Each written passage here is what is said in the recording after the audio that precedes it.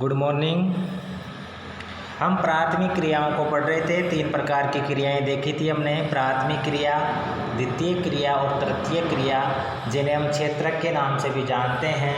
प्राथमिक क्षेत्रक, द्वितीय क्षेत्रक और तृतीय क्षेत्रक। ठीक है। प्राथमिक क्षेत्र के अंतर्गत हमने पढ़ा था कि जो कृषि होती है और उससे संबंधित जो कार्य होते हैं, अर्थात कृषि और उसकी सहायक क्रियाओं को प्राथमिक क्रियाओं के अंतर्गत लिया जाता है।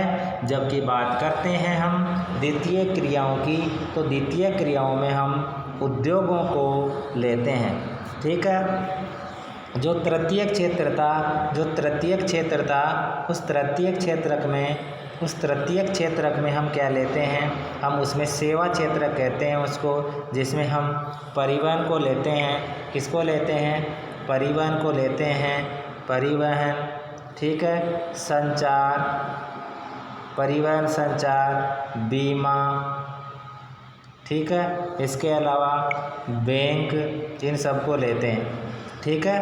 प्राथमिक क्रिया के अंतर्गत हम प्राकृतिक संसाधनों का दोहन करते हैं। प्राकृतिक संसाधनों का दोहन करके वस्तुओं का उत्पादन किया जाता है। इसके बाद में वो वस्तुएं द्वितीय क्षेत्रक में जाती है, अर्थात उद्योगों में जाती है, जहां उन्हें एक नए उत्पाद के रूप में तैयार किया जाता है। और उसके बाद में विभिन्न प्रकार के जो सेवा क्षेत्रक है, उन सेवा क्षेत्र अर्थात जो सेवा की जो क्रियाएँ होती है, परिवहन, बीमा, बैंकिंग, संचार, इनके माध्यम से क्या है, वो एक स्थान से दूसरे स्थान पर पहुंचती है और वो अंतिम रूप से हमारे पास में आकर हम उसको उपयोग में लेते हैं और हम उपभोक्ता कहलाते हैं। आज हम जो कृषि है उस कृषि के प्रकार पढ़ेंगे, अर्थात जो कृषि है वो कितने प्रकार की होती है। तो देखिए, मुख्य रूप से तो जो कृषि होती है उसके 2 प्रकार होते हैं, अर्थात कृषि कितने प्रकार की होती है, 2 प्रकार की होती है। उससे पहले हम पढ़ेंगे जैविक कृषि के बारे में, अर्थात जैविक कृषि किसे कहते हैं। तो जैविक कृषि है, इस प्रकार की कृषि में रासायनिक खादों के स्थान पर, रासायनिक खाद जो वर्तमान समय में प्रचलित है, तो रासायनिक खादों के स्थान पर क्या करते हैं, जैविक खाद का, अर्थात जो पेड़ पौधे होते हैं, जो फल सब्जियां होती है, उनके जो सड़े गले अंश होते हैं, उनके द्वारा जो एक तरीके से जो खाद बनाई जाती है उसे जैविक खाद कहते हैं। और यह प्राकृतिक कीटनाशी का उपयोग किया जाता है। फसलों का उत्पादन बढ़ाने के लिए कोई आनुवांशिक रूपांतरण नहीं किया जाता, अर्थात फसलों का उत्पादन करने के लिए रासायनिक खादों का या आनुवांशिक जो रूपांतरण है वो नहीं किया जाता, बल्कि जैविक खाद का उपयोग करते हैं। जैविक खाद के अंतर्गत जैसे हम गोबर की खाद डालते हैं, ठीक है, तो केंचुए की खाद डालते हैं, तो उनके माध्यम से क्या है, जो फसलों का उत्पादन है उसको बढ़ाया जाता है, तो उसको हम बोलते हैं जैविक कृषि, अर्थात जैविक खाद का उपयोग करके जो फसलें तैयार की जाती है उसे जैविक कृषि के अंतर्गत लिया जाता है। अब आपको मैं कृषि बता रहा था, कृषि 2 प्रकार की होती है, जीवन निर्वाह कृषि और वाणिज्यिक कृषि। देखिए, विश्व में कृषि विभिन्न तरीकों से की जाती है, अर्थात विश्व के अलग अलग भागों में अलग अलग तरीके से कृषि की जाती है। भौगोलिक दशाओं, उत्पादन की मांग, अर्थात जो भौगोलिक दशाएं, अर्थात किसी स्थान की जलवायु कैसी है, तापमान कैसा है, मिट्टी कैसी है, उसके आधार पर उत्पाद की मांग, अर्थात मांग, जैसे कहीं पर गेहूं की मांग ज़्यादा होती है, कहीं चावल की मांग ज़्यादा होती है, कभी चाय की मांग ज़्यादा होती है, कहीं पर कॉफ़ी की मांग ज़्यादा होती है, कहीं पर मक्का, कहीं पर बाजरा, अलग अलग क्षेत्रों में अलग अलग जो उत्पाद है उनकी मांग होती है। श्रम और प्रौद्योगिकी, अर्थात जो श्रम है, अर्थात श्रम के अंतर्गत हम मानव को लेते हैं, जिनमें उसका जो एक तरीके से जो मेहनत है वो प्रौद्योगिकी, अर्थात जो टेक्नोलॉजी है उसके आधार पर, उसके स्तर पर क्या करते हैं कि जो कृषि होती है उस कृषि के 2 प्रकार हैं, अर्थात 2 भागों में उसको बांटा गया है। 2 भाग कौन कौन से हैं? तो पहला भाग तो है जीवन निर्वाह कृषि और दूसरा भाग क्या है, वाणिज्यिक कृषि। अर्थात कृषि कितने प्रकार की हो गई? कृषि 2 प्रकार की हो गई। एक तो हो गई निर्वाह कृषि, जिसे हम जीवन निर्वाह कृषि के नाम से जानते हैं, और दूसरी हो गई वाणिज्यिक कृषि, जिसे हम व्यापारिक कृषि के नाम से जानते हैं। अब इन दोनों के बारे में हम विस्तार से पढ़ेंगे। देखिए, निर्वाह कृषि किसे कहते हैं। इस प्रकार की कृषि कृषक परिवार की आवश्यकताओं को पूरा करने के लिए की जाती है। पारंपरिक रूप से कम उपज प्राप्त करने के लिए निम्न स्तरीय प्रौद्योगिकी और पारिवारिक श्रम का उपयोग किया जाता है। निर्वाह कृषि को पुनः गहन निर्वाह कृषि और आदिम निर्वाह कृषि, गहन निर्वाह कृषि और आदिम निर्वाह कृषि में वर्गीकृत किया जा सकता है। अब देखिए, आप सिंपल समझिए कि जीवन निर्वाह कृषि किसे कहेंगे। जैसा कि शब्द के नाम से ही पता चल रहा है कि जो मानव है अर्थात जो किसान है अपने परिवार का गुजारा चलाने के लिए जिस प्रकार की कृषि करता है उसे जीवन निर्वाह कृषि कहते हैं। इसमें क्या है, मशीनों का उपयोग नहीं किया जाता है, परंपरागत तरीके से कृषि की जाती है, ठीक है। उपज कम प्राप्त होती है, भूखंड छोटा होता है अर्थात एक छोटे भूखंड पर जो परिवार है उस परिवार का गुजारा चलाने के लिए कृषि की जाती है, ठीक है। और मशीनों का उपयोग नहीं किया जाता, अपनी मेहनत के साथ में उसमें कृषि की जाती है, परंपरागत तरीके से कृषि करते हैं। तो ये तो होती है जीवन निर्वाह कृषि।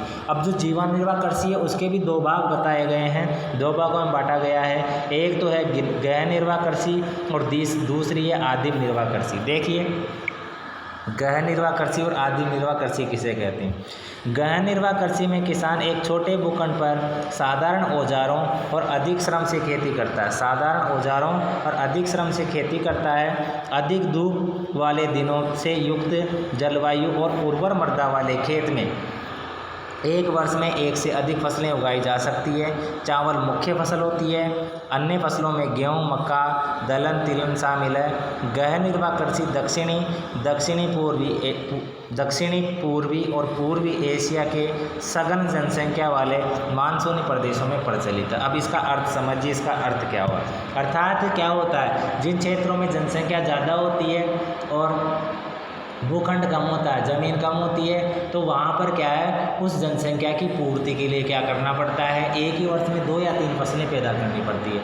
अर्थात जैसे 2 या 3 फसलें कौन सी हो गई, फसलों के प्रकार होते हैं। जैसे एक तो होती है रबी की फसल, एक होती है खरीफ की फसल, एक होती है जायद की फसल। तो किसान क्या करता है, उस जनसंख्या की पूर्ति के लिए उस ज़मीन पर या उस भूखंड पर एक ही वर्ष में ये तीनों प्रकार की फसलें उत्पन्न कर लेता है, ताकि जो उस जनसंख्या पे पूर्ति हो सके। इसमें क्या करता है, किसान साधारण औजारों के साथ में खेती करता है और अपने परिश्रम से खेती करता है, अधिक श्रम लगता है इसमें, ठीक है। और साधारण औजारों की सहायता से कृषि की जाती है, ठीक है। अब ये जो कृषि हो कहाँ होती है, तो ये कृषि होती है दक्षिणी पूर्वी और पूर्वी एशिया, अर्थात एशिया में मुख्य रूप से ये फसलें पैदा की जाती है। सघन जनसंख्या वाले मानसूनी प्रदेशों में, सघन जनसंख्या का मतलब यही होता है कि जहाँ पर क्षेत्रफल तो होता है कम और जनसंख्या होती है ज़्यादा, उसे हम बोलते हैं सघन। 2 प्रकार की जनसंख्या होती है, एक होती है सघन जनसंख्या और दूसरी होती है विरल जनसंख्या। सघन जनसंख्या का अर्थ ये होता है जहाँ पर क्षेत्रफल तो होता है कम और जनसंख्या होती है ज़्यादा, तो वो तो होता है सघन जनसंख्या क्षेत्र। और ऐसा क्षेत्र जहाँ पर क्षेत्रफल तो ज़्यादा है लेकिन उसकी अपेक्षा जनसंख्या वहाँ कम निवास करती है, तो वो क्षेत्र विरल जनसंख्या क्षेत्र के अंतर्गत आता है, ठीक है। अब इसके बाद में देखिए, जो दूसरी कृषि बताई गई है जीवन निर्वाह कृषि का भाग, वो है आदिम निर्वाह कृषि। स्थानांतरित कृषि और चलवासी पशुचारण इसके भाग हैं। अर्थात ये जो आदिम निर्वाह कृषि है, इस आदिम निर्वाह कृषि को भी 2 भागों में बांटते हैं, स्थानांतरित कृषि और चलवासी पशुचारण कृषि। इन दोनों को पढ़ेंगे। स्थानांतरित कृषि क्या होती है, चलवासी पशुचारण कृषि क्या होती है। स्थानांतरित कृषि अमेजन बेसिन के सघन वन क्षेत्रों में उष्ण कटिबंधीय अफ्रीका, दक्षिणी पूर्वी एशिया और इसके अलावा उत्तरी पूर्वी भारत के भागों में प्रचलित है। ये भारी वर्षा और वनस्पति के तीव्र पुनर्जनन वाले क्षेत्र हैं। वृक्षों को काटकर और जलाकर भूखंड को साफ किया जाता है तथा राख को मृदा में मिलाया जाता है तथा मक्का, रतालू, आलू और कसावा जैसी फसलों को उगाया जाता है। भूमि की उर्वरता की समाप्ति के बाद वह भूमि छोड़ दी जाती है और कृषक नए भूखंड पर चला जाता है। स्थानांतरित कृषि को कर्तन दहन कृषि के रूप में भी जाना जाता है। अब आप सिंपल समझिए क्या होता है इसका मतलब। इसका मतलब ये है ये है स्थानांतरित कृषि का, अर्थात स्थान बदल बदल कर कृषि करते हैं। इसमें क्या करते हैं, स्थान बदल बदल कर कृषि करते हैं, इसलिए इसे स्थानांतरित कृषि के नाम से जाना जाता है। अब देखिए स्थान कैसे बदलते हैं, तो स्थान बदलने का अर्थ ये है कि प्राचीन समय में जो आदिवासी जनजातियाँ थी वो क्या करती थी, जंगलों में रहती थी, और जंगलों में रहती थी तो वो क्या है कि जो जंगली क्षेत्र थे, अर्थात जो वन थे, जो पेड़ पौधे थे, उनको क्या करते थे, काटते थे या जलाते थे, या तो उनको काट देते थे या उनको जला देते थे। काटने और जलाने के बाद वो भूखंड साफ हो जाता था और उस पर वो कृषि करते थे। लगातार 3 या 4 वर्ष बाद में क्या होता है कि जो भूमि की गुणवत्ता होती है, उसकी जो उर्वरकता होती है, उसका जो उपजाऊपन होता है, उसमें जो फसल पैदा करने की जो क्षमता होती है, उस क्षमता में क्या हो जाती है, कमी हो जाती है। तो वो क्या करते थे, वो उसी स्थान को छोड़ देते थे और फिर दूसरे स्थान पर जाते थे। दूसरे स्थान पर जाकर भी वो यही प्रक्रिया अपनाते थे, पहले पेड़ पौधों को काटेंगे, जलाएंगे, भूखंड को साफ करेंगे, फिर वहाँ कृषि करेंगे। तो इस तरीके से क्या वो स्थान बदलते रहते थे। तो इसको हम बोलते हैं स्थानांतरित कृषि। और स्थानांतरित कृषि को कर्तन दहन कृषि कहते हैं। कर्तन दहन का मतलब, कर्तन का मतलब काटना, दहन का मतलब जलाना, अर्थात जिस कृषि में पेड़ पौधों को काटते हैं और जलाते हैं और उसके बाद में कृषि करते हैं तो उसे कर्तन दहन कृषि के नाम से जाना जाता है। भारत में इस कृषि को बोलते हैं झूमिंग। क्या बोलते हैं, उत्तरी भारत में बोलते हैं झूमिंग। क्या बोलते हैं, उत्तरी भारत में इसको झूमिंग के नाम से जाना जाता है, जबकि राजस्थान में इसे वालरा के नाम से जानते हैं। राजस्थान में कहते हैं इसे वालरा, ये तो कहते हैं राजस्थान में, ठीक है। और भारत में कहते हैं इसे झूमिंग। झूमिंग क्या कहते हैं, झूमिंग कहते हैं या झूम कहते हैं, ठीक है। झूमिंग या झूम के नाम से जाना जाता है।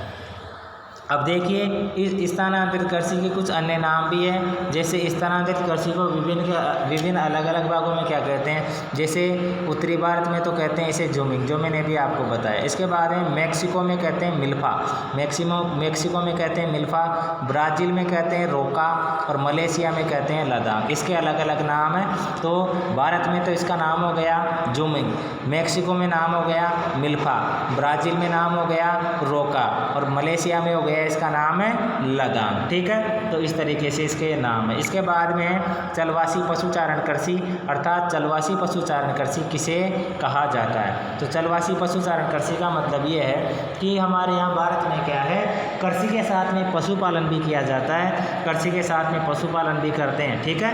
कृषि के साथ में पशुपालन करते हैं तो इसका मतलब ये है कि पशुओं को चराने के लिए चारागाह की आवश्यकता होती है। तो किसान क्या करते हैं, अपने पशुओं के साथ एक स्थान से दूसरे स्थान पर जाते हैं। चलवासी पशुचारण सहारा के अर्ध शुष्क और शुष्क प्रदेशों में, मध्य एशिया में, भारत के कुछ भागों में जैसे राजस्थान, जम्मू कश्मीर में प्रचलित है। इस प्रकार की कृषि में पशुचारक अपने पशुओं के साथ चारे और पानी के लिए एक स्थान से दूसरे स्थान पर निश्चित मार्गों से घूमते हैं। इस प्रकार की गतिविधि जलवायु बाधाओं और भूभाग की प्रतिक्रिया स्वरूप उत्पन्न होती है। पशुचारक मुख्यतः भेड़, ऊंट, मवेशी, याक, बकरियां आदि पालते हैं। ये पशुचारकों के और उनके परिवारों के लिए दूध, मांस, ऊन, खाल और अन्य उत्पाद उपलब्ध कराते हैं। अब सीधा सीधा समझिए आप, किसान क्या करेगा, अपने पशुओं के साथ में एक स्थान से दूसरे स्थान पर जाएगा, जहाँ उसे अन्न और चारा मिल जाएगा, पानी पीने के लिए मिल जाएगा, वह उसे अपना निवास स्थान बना लेगा। कुछ समय तक वह वहाँ ठहरेगा, उसके बाद में समाप्त होने के बाद में फिर दूसरे स्थान पर चला जाएगा, अन्न, चारा और जल की पूर्ति जहाँ होगी फिर वो अपना निवास स्थान बना लेगा। इसलिए वो क्या है, अपने पशुओं के साथ में एक स्थान से दूसरे स्थान पर घूमता रहता है। इसमें क्या होता है कि जो पशु है वो पशु कौन कौन से पाले जाते हैं, जैसे भेड़ है, ऊंट है, मवेशी है, याक है, बकरियां हैं, ये इस प्रकार के वो पशु पालता है, ठीक है। इसके अलावा क्या है कि जो दूध, मांस, ऊन, खाल और अन्य जो उत्पाद है उनके माध्यम से उसका जो परिवार है उसका गुजारा चलता है। तो इस प्रकार से हमने ये जीवन निर्वाह कृषि के कुछ भाग थे ये पढ़े हैं। आगे हम कल पढ़ेंगे व्यापारिक कृषि के बारे में। ओके।